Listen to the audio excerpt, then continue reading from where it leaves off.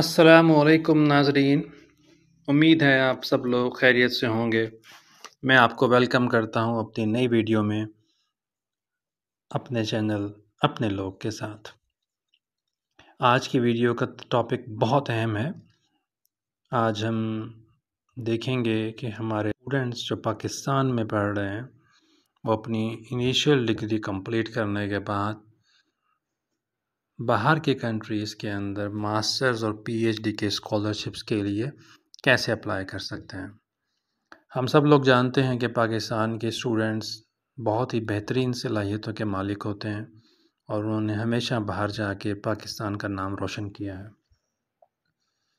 उन्होंने ना सिर्फ वहाँ के लोगों के साथ, वहाँ के टैलेंट के साथ अपना मुकाबला किया, बल्कि वहाँ से वापस आके पाकिस्तान में मुख्तलिफ़ शोबों के अंदर काम करके वहाँ अपनी सलाहियतों का लोहा मनवाया। आजकल के हालात में जब पाकिस्तान की इकनॉमिकल सिचुएशन काफ़ी ख़राब है, ये और भी ज़्यादा अहम हो जाता है कि हमारी यूथ बाहर जाए, वहाँ जाके डिफरेंट डिग्रीज़ को हासिल करे, डिफरेंट स्किल्स को सीखे और वापस आके पाकिस्तान में अपनी सलाहियतों को आज़माए। तो आज हम देखेंगे, ये वीडियो पेरेंट्स के लिए भी बहुत अहम है और स्टूडेंट्स के लिए बहुत अहम है। आज हम देखेंगे कि आप कैसे किस किस किस्म के स्कॉलरशिप्स एग्जिस्ट करते हैं पाकिस्तानी स्टूडेंट्स के लिए दुनिया भर में और उनके लिए वो कैसे अप्लाई कर सकते हैं। चलिए, उम्मीद आप रेडी हो जाएं इसके लिए। तो सबसे पहला क्वेश्चन जो हमारे स्टूडेंट्स और हमारे वालिदैन के जहन में आता है कि हम आखिर अपने बच्चों को बाहर क्यों भेजें या हम बाहर पढ़ने ही क्यों जाएं। तो जवाब बहुत सिंपल है। वहाँ के इदारे, यूरोप के इदारे, अमेरिका, कनाडा, इनके इदारे बहुत क्वालिटी एजुकेशन प्रोवाइड करते हैं जो बदकिस्मती से पाकिस्तान के अंदर हमें अवेलेबल नहीं है। ना सिर्फ क्वालिटी एजुकेशन का सिस्टम जो उनके यहाँ इम्प्लीमेंटेड है, उसके अलावा जो बहुत ही एडवांस किस्म की रिसर्च लैब्स वहाँ पे मौजूद हैं, हर तरह का इक्विपमेंट मौजूद है और पर हर पर्टिकुलर डोमेन के एक्सपर्ट्स वहाँ मौजूद हैं जिनसे आप सीख के बहुत कुछ लर्न कर सकते हैं। फिर इसके अलावा कल्चर डाइवर्सिटी एक हमेशा एक बहुत अहम चीज़ रह जाती है कि आप जब भी पाकिस्तान से निकलते हैं, दुनिया को लोगों को जाके मिलते हैं, देखते हैं कि लोग कैसे रहते हैं। आपको बहुत सारी चीज़ों का ये चीज़ें जो है ना आपको बहुत चीज़ें सिखाती है ख़ुद वहाँ जाके जो आपका एक्सपोज़र होता है। बाहर जाके आप मिलना जुलना, बाहर जाना उठना, उस माहौल में खाना पीना, लोगों से बिहेव करना, आपको आइडिया होता है। बहुत सारी मिसकॉन्सेप्शंस जो हमारे माशरे में उन लोगों के बारे में होती हैं वो ख़त्म होती हैं और इसी तरह उन लोगों के जहन में जो हमारे बारे में मिसकॉन्सेप्शंस होती हैं वो भी ख़त्म होती हैं। फिर नेटवर्किंग होती है, आप लोगों से मिलते हो, बड़े बड़े लोगों से, एक्सपर्ट्स से मिलते हो और उनके साथ ताल्लुक़ रखते हो। बाद में जब पाकिस्तान आ जाते हो तो उन लोगों से पाकिस्तान के लिए डिफरेंट किस्म के काम लेते हैं। पर्सनल ग्रोथ इसके अलावा हो जाती है, जो ओवरऑल आपकी पर्सनैलिटी में ग्रोथ आती है वो इसके अलावा होती है। तो ये तमाम रीज़न्स जो हैं एक बहुत बड़ी वजह बनाती हैं कि आप बाहर जाके पढ़ें। तो अब क्वेश्चन ये भी आता है कि किस लेवल पे हमें बाहर जाना चाहिए। बीएस लेवल पे बीएस करने बाहर चले जाएं, मास्टर्स और पीएचडी के लिए चले जाएं। तो नॉर्मल रूटीन ये होती है कि हमारे बच्चे जो हैं वो इनिशियल एजुकेशन यहीं लेते हैं, बीएस वगैरह यहीं से कर लेते हैं और उसके बाद मास्टर्स और पीएचडी के लिए वो बाहर के स्कॉलरशिप्स ढूंढते हैं। जनरल ट्रेंड यही होता है। तो अगर हम स्कॉलरशिप्स टाइप्स की बात करें तो बहुत तरह के स्कॉलरशिप्स एग्जिस्ट करते हैं इस वक्त दुनिया भर में। देखिए, कुछ स्कॉलरशिप्स जो होते हैं गवर्नमेंट्स के स्कॉलरशिप्स होते हैं, जैसे हमारी एचईसी है, हमें डिफरेंट किस्म के मौक़े फराहम करती है हमारे स्टूडेंट्स को बाहर जाने के लिए। इसी तरह चाइना का स्कॉलरशिप काउंसिल है, जिस तरह हमारी एचईसी है इस तरह चाइना की स्कॉलरशिप्स काउंसिल है जिनके स्कॉलरशिप्स आते हैं और पाकिस्तान से बहुत स्टूडेंट्स सीएससी स्कॉलरशिप लेके बाहर गए हुए हैं एमएस और पीएचडी करने के लिए। सिटी कौंसिल स्कॉलरशिप्स होते हैं दुनिया भर में सिटीज़, क्योंकि आपको मालूम है कि सिटीज़ दुनिया भर में बहुत सारी जगहों पे हम जैसे हमारे यहाँ पाकिस्तान में सूबों को थोड़ी बहुत खुद मुख्तारी दी गई है। दुनिया भर में ऐसे शहर मुल्क भी हैं जहाँ पे शहरों को खुद मुख्तारी दी गई है, और वो शहर जो हैं इंटरनेशनली स्टूडेंट्स को बुलवाते हैं स्कॉलरशिप्स दे के, और वो वहाँ जाके उनकी यूनिवर्सिटीज़ के अंदर पढ़ते हैं। सिटी ऑफ बॉस्टन एक स्कॉलरशिप है जिसकी एग्जांपल मौजूद है आपके लिए।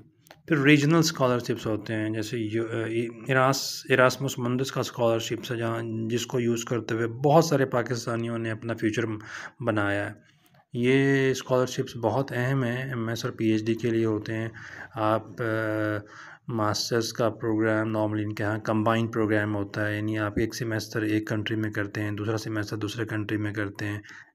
बहुत ही अहम स्कॉलरशिप है अगर आप इसको भी देखना चाहते हैं। फिर यूनिवर्सिटीज़ के स्कॉलरशिप्स होते हैं, दुनिया भर में यूनिवर्सिटीज़ भी इंडिपेंडेंट होती हैं, उनके यहाँ बाकायदा बजट रखा जाता है इंटरनेशनल स्टूडेंट्स के लिए स्कॉलरशिप का, तो वो भी आप कर सकते हैं। तो आखिर में आते हैं प्रोजेक्ट स्कॉलरशिप्स। ये नॉर्मली प्रोफेसर्स के पास होते हैं, जो प्रोफेसर्स वगैरह ने रिसर्च प्रपोजल्स लिखी होती हैं, गवर्नमेंट को जमा करवाई होती हैं, वो एक्सेप्ट होती हैं, तो उनको पैसे मिलते हैं प्रोफेसर्स को, और प्रोफेसर्स ने बाकायदा उस प्रपोजल्स के अंदर लिखा होता है कि इस प्रोजेक्ट के तहत हम इतने लोगों को पीएचडी करवाएंगे, इतने लोगों को मास्टर्स करवाएंगे, इतने लोगों को पोस्ट डॉक्टरेट करवाएंगे। तो बेसिकली वो ग्रांट्स, वो पैसे प्रोफेसर्स को दिए जाते हैं, और प्रोफेसर्स फिर दुनिया भर से बेहतरीन टैलेंट ढूंढ के इंटरव्यूज़ करके वो स्कॉलरशिप्स लेके आते हैं।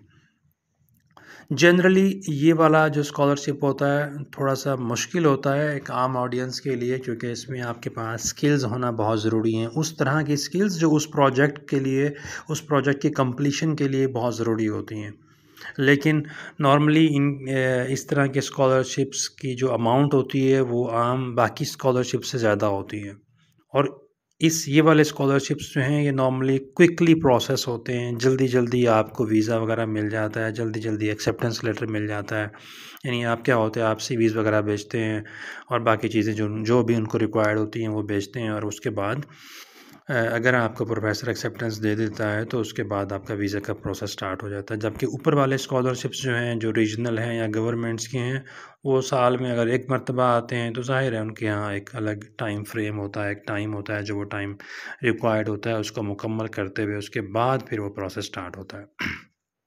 फिर आ जाती है बात, ओके ये तमाम स्कॉलरशिप्स जो हैं इनके लिए अगर आपने अप्लाई करना है तो आपको मेंटली प्रिपेयर होके भी रहना पड़ता है, और साथ में आपके पास तमाम डॉक्यूमेंट्स जो इन स्कॉलरशिप्स के लिए ज़रूरी होते हैं वो आपके पास पहले से मौजूद होने चाहिए, ताकि जो ही कोई कॉल आए स्कॉलरशिप्स की, आपको मालूम होता है ख़ास डेडलाइंस होती हैं और उसके अंदर आपको अप्लाई करना पड़ता है। तो जब तक ये डॉक्यूमेंट्स आपके पास रेडी होंगे तो आपको भाग भाग के टाइम ज़ाया नहीं होगा, और आपके पास तमाम डॉक्यूमेंट्स मौजूद होंगे, और आपने सिर्फ वो डिस्पैच करने होंगे थ्रू ईमेल या थ्रू मेल। तो कुछ डॉक्यूमेंट्स जो आपके पास हमेशा मौजूद होने चाहिए वो मैंने यहाँ लिखे हुए हैं। मसलन अगर किसी स्कॉलरशिप्स के लिए उन्होंने ख़ास एप्लीकेशन फ़ॉर्म बनाया हुआ है, ज़ाहिर है वो आप वहाँ से डाउनलोड करेंगे, उसको फ़िल करेंगे, तो वो आपके पास मौजूद होना ज़रूरी है। आइडेंटिटी यानी आपका पासपोर्ट ख़ास तौर पे वो आपके पास हमेशा मौजूद होना ज़रूरी है। अगर आप स्कॉलरशिप्स के लिए बाहर जाना चाहते हैं तो पासपोर्ट ही मेन आइडेंटिटी होता है आपकी।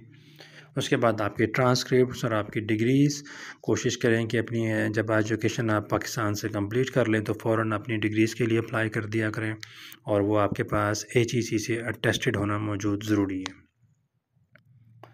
उसके बाद है जनाब लेटर ऑफ़ रिकमेंडेशंस। तो जिस यूनिवर्सिटी से आप पढ़े होते हैं, जिन असातिज़ा से आप पढ़े होते हैं, आप उनसे जाके रिकमेंडेशन लेटर 7-8 लिखवा के हमेशा अपने पास रख लें। नॉर्मली 2 रिकमेंडेशन लेटर रिक्वायर्ड होते हैं स्कॉलरशिप्स के साथ, तो वो आप उनमें से कोई भी भेज सकते हैं।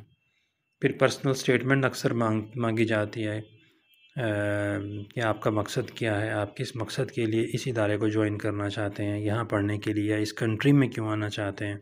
तो ये भी स्टेटमेंट्स वगैरह आपको पहले से तैयार हो। इंटरनेट के ऊपर बहुत सारी गाइडलाइंस मौजूद हैं इस हवाले से, मैं भी एक वीडियो अपलोड कर दूंगा फ्यूचर में इस हवाले से, तो वो भी आप देख सकते हैं। आपका रेज्यूम में आपका CV होना मौजूद होना ज़रूरी है। फिर लैंग्वेज प्रोफिशिएंसी टेस्ट्स होते हैं, IELTS हो गया, टॉइक हो गया, इस तरह के टेस्ट भी रिक्वायर्ड होते हैं। कुछ कंट्रीज़, कुछ यूनिवर्सिटीज़ इस चीज़ को अलाउ कर देती हैं। अगर आप अपनी यूनिवर्सिटी से एक इस तरह का लेटर बनवा लें जिसमें लिखा हो कि इनकी तमाम एजुकेशन जो थी वो इंग्लिश में हुई थी, तो फिर इस तरह के टेस्ट की सम टाइम ज़रूरत नहीं पड़ती, तो वो आपको वेव ऑफ हो जाता है। फिर आपकी रिसर्च प्रपोज़ल, अगर आप किसी रिसर्च डिग्री के लिए जा रहे हैं, मास्टर्स के लिए जा रहे हैं, पीएचडी के लिए जा रहे हैं, तो आपके पास एक रिसर्च प्रपोज़ल आपकी अपनी डोमेन के अंदर वो तैयार होना आपके पास ज़रूरी है। जनरली को बहुत एक्सटेंसिव किस्म का रिसर्च प्रपोज़ल नहीं मांगा जाता, 2 से 4 पेजेस का रिसर्च प्रपोज़ल मांगा जाता है ताकि उनको मालूम हो कि आप एक माइंड बना के आ रहे हैं कि मैंने इस डोमेन में ये काम करना है। ये ज़रूरी नहीं है कि आप उसी डोमेन के अंदर वहाँ जाके काम करें, लेकिन वो देखना चाहते हैं कि क्या ही इज़ मेंटली रेडी, क्या उसको मालूम है कि मैं क्या करने जा रहा हूँ वहाँ पे। फिर सम यूनिवर्सिटीज़ आपसे टेस्ट भी डिमांड्स कर सकती हैं कि जिस तरह जीमैट, जीआरई वगैरह, अगर वो आपके पास है, लेकिन ज़रूरी नहीं है। मोस्टली यूनिवर्सिटीज़ यूरोप वगैरह के अंदर इस तरह की रिक्वायरमेंट्स उनकी नहीं होती। फाइनेंशियल डॉक्यूमेंट्स, बैंक स्टेटमेंट्स आपकी बहुत सारी एम्बेसीज़ मांगती हैं आपसे वीज़ा लगवाने के लिए। ये स्कॉलरशिप लेने के लिए तो ज़रूरी नहीं होता, लेकिन वीज़ा के हवाले से ये बैंक स्टेटमेंट्स वगैरह ज़रूर मांगी जाती हैं। तो इसमें भी बहुत एहतियात ज़रूरी है कि आपके पास एक बैंक स्टेटमेंट मौजूद हो। उसका मकसद ये होता है वीज़ा लगवाने के हवाले से कि वो कंट्री या एम्बेसी देखना चाहती है कि ये बच्चा जब वहाँ पे आएगा तो इसके पास इतने पैसे हों कि वो वहाँ पे अपनी लाइफ गुजार सके, इवन उसका स्कॉलरशिप हो ना हो, ख़त्म हो जाए। तो ये बैंक स्टेटमेंट्स अक्सर आपसे रिक्वायर की जाती हैं। पासपोर्ट साइज़ फ़ोटोज़ आपको हमेशा बनवा के रखनी चाहिए। फिर मेडिकल एग्जामिनेशन रिपोर्ट, ये भी आपसे जब आपका सब कुछ हो जाता है तो वीज़ा टाइम पे रिक्वायर्ड होता है नॉर्मली। और प्रूफ ऑफ एक्सेप्टेंस के अगर आपका कहीं एडमिशन हो जाता है तो वो भी, ये भी वीज़े के टाइम ही मांगी जाती हैं। ये वो डॉक्यूमेंट्स हैं। तो कहने की बात ये है, अगर आप आज से आपने डिसाइड किया है कि आपने कोई स्कॉलरशिप ढूँढना है, तो आपका बनता है कि आप ये तमाम डॉक्यूमेंट्स विद इन हैंड रख लें, पहले से आपके पास तैयार होने चाहिए, ताकि आप जब उनके लिए अप्लाई करने बैठें तो आपको कोई मुश्किल ना हो। इसके अलावा अगर आप इन तमाम जो स्कॉलरशिप्स मैंने जिनका ज़िक्र किया, गवर्नमेंट्स के हों, सिटी कौंसल्स के हों या उनके हों, तो इसके लिए आप फ़ेसबुक पे एक ही सबसे अहम और क्रेडिबल पेज है जिसको स्कॉलरशिप नेटवर्क के नाम से जाना जाता है। यहाँ पे तकरीबन 8,17,000 स्टूडेंट्स हैं जो वहाँ पे रजिस्टर्ड हैं, और वो वहाँ पे होता है कि ना सिर्फ़ स्कॉलरशिप्स जो अनाउंस होते हैं उनको उनकी पोस्ट वहाँ डाली जाती हैं, बल्कि ऐसे पाकिस्तानी स्टूडेंट्स जो इन स्कॉलरशिप्स को हासिल करके बाहर चले गए होते हैं, वो अपने पाकिस्तानी दोस्तों के लिए, भाइयों के लिए बाकायदा पोस्ट्स डालते हैं, बाकायदा बताते हैं, बाकायदा गाइडलाइन प्रोवाइड करते हैं कि किस तरह आप स्कॉलरशिप्स को ले सकते हैं, किस तरह डॉक्यूमेंट्स तैयार कर सकते हैं, किस तरह प्रोफेसर्स को ईमेल कर सकते हैं। इसके जो एडमिन हैं वक़ार बेग साहब, वो बहुत इस मामले में एक्टिव हैं और हर पोस्ट को पर्सनली वो देखते हैं, मैनेज करते हैं। तो ये मेरी दरख्वास्त है कि अगर आप इंटरेस्टेड हैं तो इस फ़ेसबुक ग्रुप को ज़रूर जॉइन करें। ये ग्रुप है बेसिकली, इसको आप जॉइन करें और आपको बहुत फ़ायदा होगा इसको जॉइन करके। तो इस वीडियो के बाद मैं बहुत सारी वीडियोस डालूँगा जो मोस्टली प्रोजेक्ट बेस्ड स्कॉलरशिप्स के बारे में होंगी। यानी वो वीडियोस ऐसी होंगी जिसमें प्रोफेसर्स ने रिक्वायर किए होते हैं लोग कि मुझे स्टूडेंट्स चाहिए, पीएचडी के लिए चाहिए, जिनके पास ये स्किल्स मौजूद होना ज़रूरी हैं। तो आप उन वीडियोस को ज़रूर देखें। उनके अंदर उनका तरीक़ाकार मैंने पहले बताया है कि प्रोजेक्ट बेस्ड जो स्कॉलरशिप्स होते हैं उनका तरीक़ाकार बहुत क्विक होता है। नॉर्मली इनको लोग जल्दी चाहिए होते हैं क्योंकि प्रोजेक्ट का काम स्टार्ट होना होता है और उसको टाइमलाइन होती है, उसको ख़त्म करना होता है। तो अगर आप किसी तरीके से ये स्कॉलरशिप्स ले सकें तो ये आपके लिए बहुत अच्छा होता है, क्योंकि इसका जो टाइम होता है वो बहुत कम होता है। आप इधर इंटरव्यू देंगे, उधर से एक्सेप्टेंस आएगी, इधर से आप वीज़े के लिए अप्लाई करेंगे और 2 महीनों के अंदर आप बाहर बैठे होंगे। तो इसकी वीडियोस मैं डाला करूँगा डिफरेंट स्कॉलरशिप्स की, तो इसके लिए आप मेरा चैनल सब्सक्राइब कर लें, और अगर आपको ये वीडियो अच्छी लगी हो तो इसको लाइक भी कर दें। और उम्मीद करता हूँ कि आप सब लोग अपने फ्यूचर के हवाले से थोड़ा-सा ख़ुद को टाइम देंगे और इन तमाम स्कॉलरशिप्स के लिए तवज्जो करेंगे, ताकि आप बाहर जाके एक आला तालीम हासिल कर सकें और वापस पाकिस्तान आके पाकिस्तान की खिदमत कर सकें। बहुत शुक्रिया। अस्सलाम वालेकुम। अल्लाह हाफ़िज़।